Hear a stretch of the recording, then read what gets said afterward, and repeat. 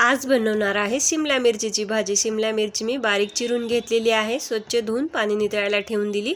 आता कढई घेतली, गरम केली, तेल घातले, जिरे घातले, मोहरी घातली, कढीपत्ता घालायचा, लसूण घालायचा। लसूण घातल्यानंतर लगेच कांदा घालायचा, तोही छान परतून घ्यायचा। कांदा परतल्यानंतर त्यामध्ये टोमॅटो घालायचा। टोमॅटो सुद्धा मऊसर झाला की त्यामध्ये हळद हिंग घालायचं, मिक्स करायचं। चिरून घेतलेली बारीक शिमला मिरची फोडणीमध्ये घालायचं, छान असं मिक्स करायचं, बघू शकता तुम्ही इथे। आणि आता झाकून 2-3 मिनिट वाफ काढायची आहे याला, यामुळे काय होते भाजीला खूप छान चव येते।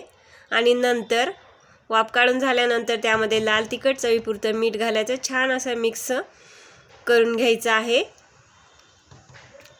छान मिक्स झाल्यानंतर त्यामध्ये अगदी किंचितशी साखर घालायची। तुम्ही शिमला मिरची भरून करा किंवा अशी बारीक चिरून करा, थोडीशी किंचितची साखर घातली की ह्या भाजीला चव अप्रतिम लागते। तुम्ही एकदा नक्की करून बघा, तुम्हाला सुद्धा कळेल।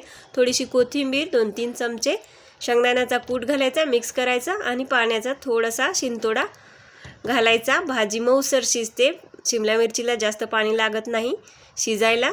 बघू शकता इथे आपली शिमला मिरचीची भाजी शिजून तयार झालेली। तुम्ही सुद्धा अशा पद्धतीने नक्की करून बघा मंडळी, अप्रतिम चवीला होते। चपातीपेक्षा भाकरीबरोबर खूपच छान लागते। चॅनलवर नवीन असाल तर जाताना चॅनलला सबस्क्राईब करा, व्हिडिओ आवडल्यास लाईक करा, नवीन यूट्यूबरला सपोर्ट करा। धन्यवाद।